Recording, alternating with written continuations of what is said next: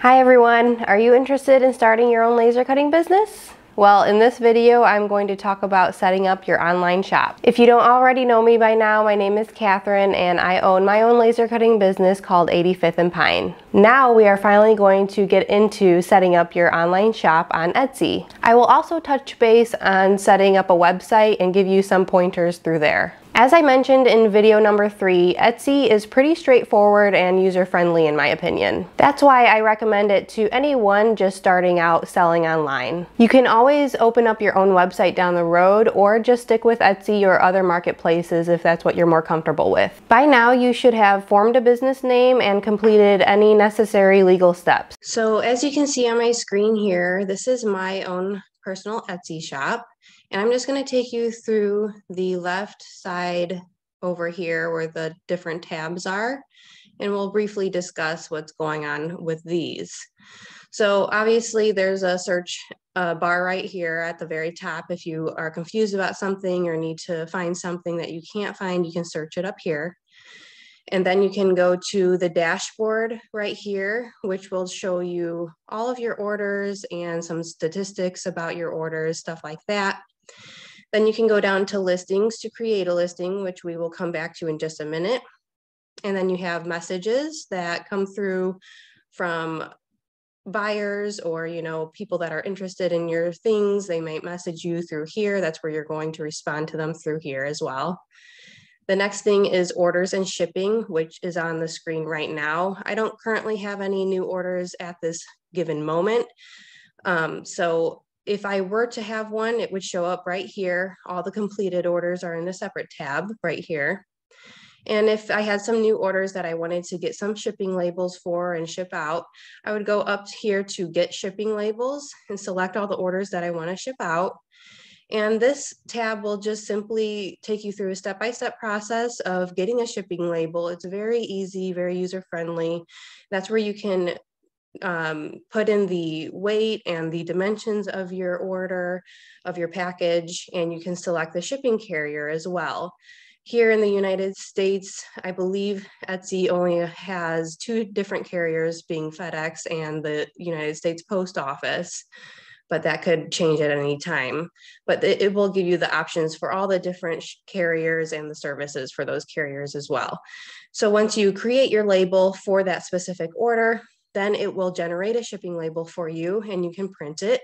You can print it on your normal printer at home, or you can get a shipping label printer, which is very useful if you end up getting a lot of orders, which I would highly recommend.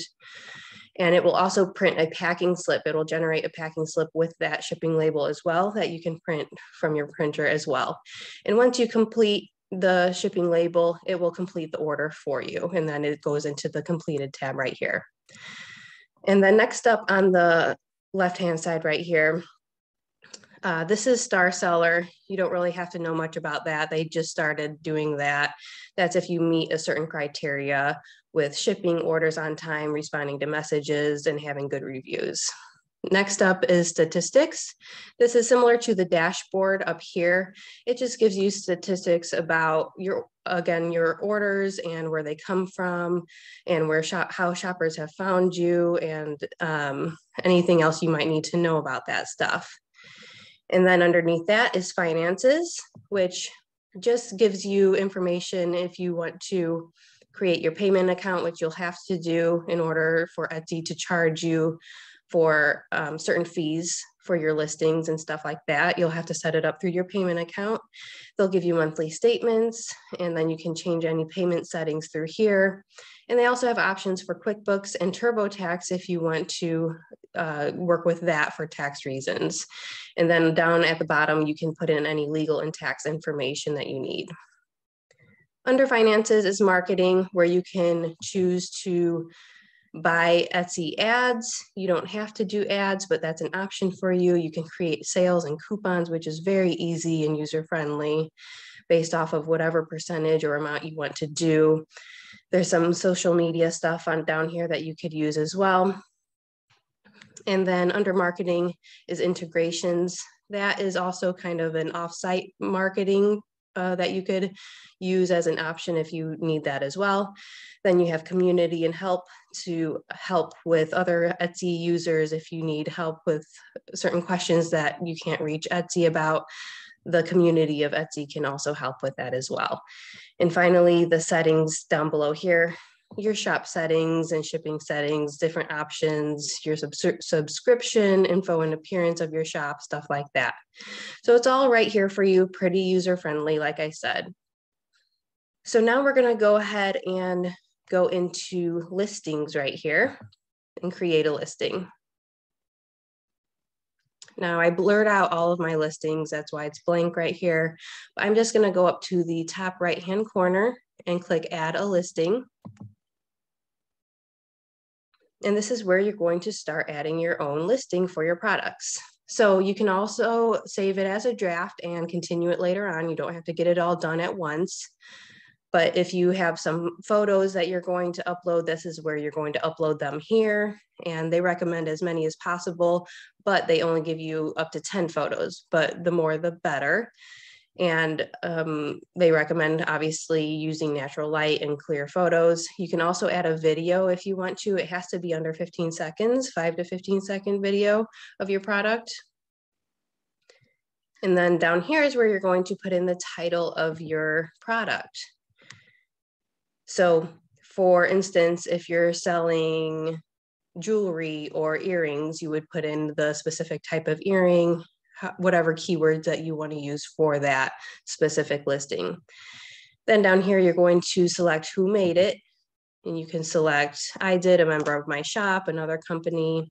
You can select what is it, a finished product or a supplier tool to make things. A supplier tool would be a digital item, for instance. And when did you make it? You can do made to order, or you can do recently, 2020 to 2022. And then this is where you're going to put in the category of your product. So as you can see right here, they put examples, you know, hoop earring, wall hanging, yarn, stuff like that. So you would just type in whatever category your product is in. And this is where you can choose it to renew after, I believe, 4 months. Yeah, it says right here. So 4 months, it will either expire or it could automatically renew. You could also select manual so you can go back and renew it yourself. Then you're going to select either physical or digital. So it's a physical product if you're selling a physical product, obviously. And down here, you'll put in the description of everything about your product as well. Just be as descriptive as possible, but not too lengthy, in my opinion.